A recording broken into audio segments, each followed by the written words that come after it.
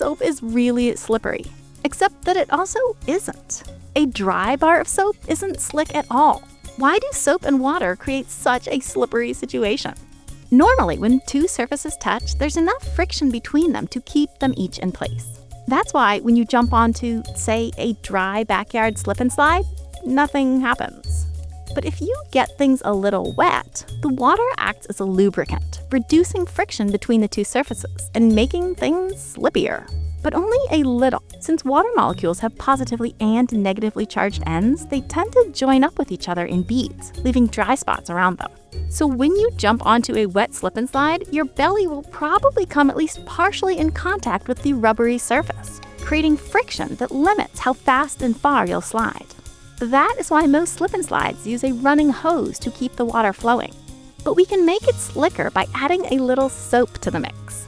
Soap slipifies things in two main ways.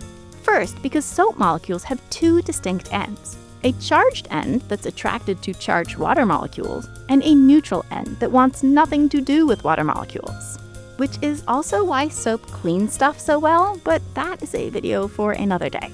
Anyway, when you add soap to water, its water-loving ends link up with the water molecules. But the other ends, which just want out of the whole situation, drag the entire assembly toward the surface. Soap basically forces the water to spread out rather than bead up, which results in a much slippier slide.